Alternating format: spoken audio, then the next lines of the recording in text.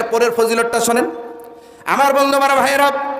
আল্লাহ তাবারক ওয়া তাআলা বিশ্ব নবীর মারফতে বলছেন, যদি কোনো ভাই কোনো ভাইকে দুইবার ঋণ দেয়, দুইবার, একবার মনে করেন 1000 টাকা ঋণ দিল, এরপরে 1 মাস পরে আর 1000 টাকা ঋণ দিলেন, যদি কোনো ভাই এক ভাইকে দুইবার ঋণ দিতে পারে, তাহলে আল্লাহ তাবারক ওয়া তাআলা দুইবার ঋণ দেওয়ার মধ্য থেকে একবার ঋণ দেওয়াটাকে সাদাকায় পরিণত করেন। জোরে বলুন সুবহানাল্লাহ।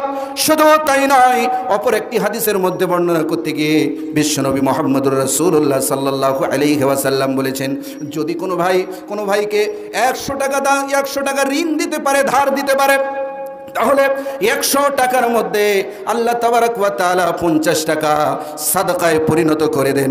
তার মানে কি এখানে বড় ধরনের ফজিলত আছে। যে সাদাকাটা আপনি করলেন, যে ঋণটা আপনি দিলেন, এই ঋণটা তো আপনি ফেরত পাচ্ছেন, তার সাথে সাথে অর্ধেক মালের সাদাকা আপনার হয়ে যাচ্ছে। এর থেকে বড় ফজিলত আর কি হতে পারে?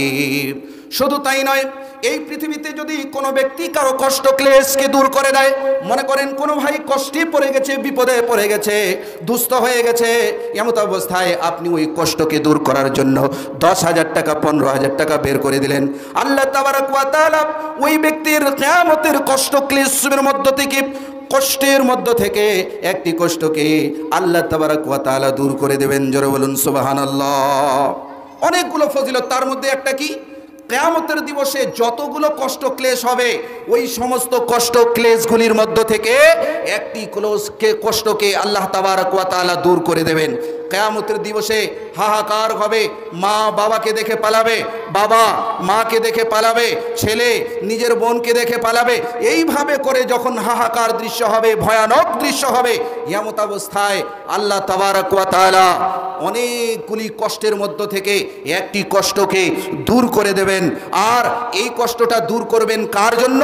ওই ব্যক্তির জন্য যে ভাই এই পৃথিবীতে কোনো ভাইয়ের কোনো কষ্টকে দূর করতে গিয়ে সহযোগিতা করেছে, আল্লাহ তাবারক ওয়া তাআলা ওই ব্যক্তির কষ্টকে দূর করে দেন।